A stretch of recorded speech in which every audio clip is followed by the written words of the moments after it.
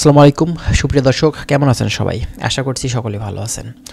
আমরা মরিশাস সম্পর্কিত তথ্যগুলো যখন আপলোড করি, আমাদের কাছে বিভিন্ন ধরনের প্রশ্ন আমাদের ভাইরা কিন্তু করে থাকে। মানে প্রশ্নের শেষ নেই, এমন টাইপের আসলে প্রশ্ন করে থাকে যেগুলোর উত্তর দেখা যাচ্ছে আমার কাছে থাকে না। ঠিক আছে, তারপরও আমি চেষ্টা করি এইসব বিষয়গুলো মূলত তথ্যগুলো খুঁটিয়ে বের করে আপনাদের মাঝে তুলে ধরার।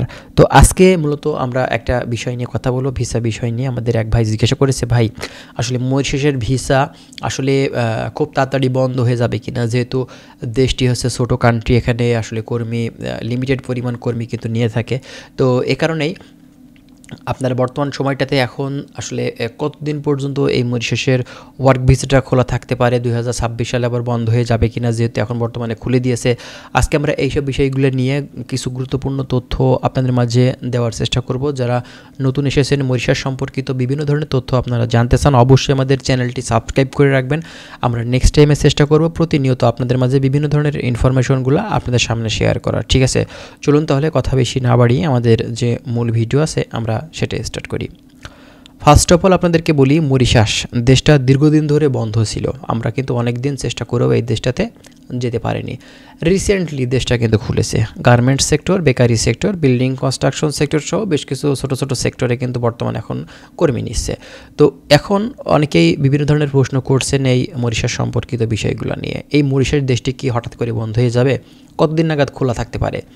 দেখেন, এই দেশটি আমরা জানি যে অনেক দিন বন্ধ থাকার কারণে রিসেন্টলি খুলেছে। এ কারণেই প্রথমত আমরা ধরে নিতে পারি খুব অল্প সময়ের ভিতরে কিন্তু এই দেশটি ভিসার কার্যক্রমটা বন্ধ হবে না খুব শীঘ্রই। ঠিক আছে, এবং দ্বিতীয় কথা হচ্ছে এখন পর্যন্ত কিন্তু মরিশাসের কর্মী সেই পরিমাণে এখনও যায়নি যে মরিশাস বন্ধ হয়ে যাবে, মাত্র খুলেছে। ঠিক আছে, এখন বিভিন্ন এজেন্সি যারা কিন্তু কাজ শুরু করেছে এই মরিশাস নিয়ে, এবং আপনারা হয়তো অনেকেই চেষ্টা করছেন বিভিন্ন মাধ্যম দিয়ে।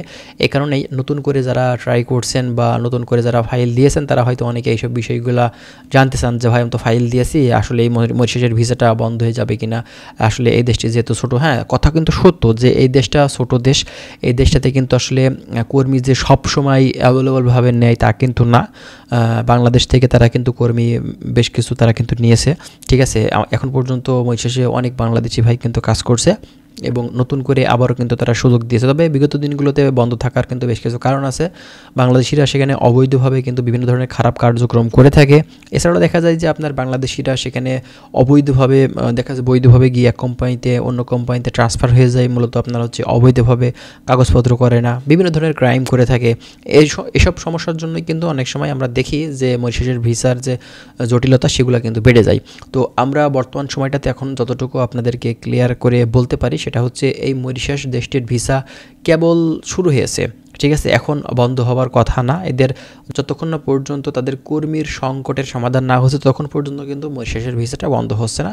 সমস্যা নেই, আপনারা আপাতত এখন ফাইল দিতে পারেন ভালো ভালো যেসব এজেন্সি আছে তাদের মাধ্যম দিয়ে। ঠিক আছে, আর যার মাধ্যম দিয়েই যাবেন না কেন, অবশ্যই এগ্রিমেন্ট, চুক্তি এইসব ছাড়া কিন্তু কখনোই আপনারা যাবেন না। আপনার যত পরিচিত যত ভালো এজেন্সি হোক না কেন, অবশ্যই আপনাকে এজেন্সির সাথে চুক্তি করতে হবে, এগ্রিমেন্ট করতে হবে আপনাকে কিভাবে তারা পাঠাবে, কত টাকা নেবে, কত সময় নেবে, বিস্তারিত বিষয়গুলো আপনারা কিন্তু চেষ্টা করবেন তাদের কাছ থেকে জেনে নেওয়ার। ঠিক আছে, তো যাই হোক বন্ধুরা, ভালো থাকবেন। আশা করছি বিষয়গুলো আপনারা ক্লিয়ারভাবে বুঝতে পারছেন। যদি আরও বিস্তারিত আপনাদের জানার থাকে আপনারা কমেন্ট করবেন, আমরা চেষ্টা করবো সেসব বিষয়গুলো নিয়ে কথা বলার। ভালো থাকবেন, আল্লাহ হাফেজ।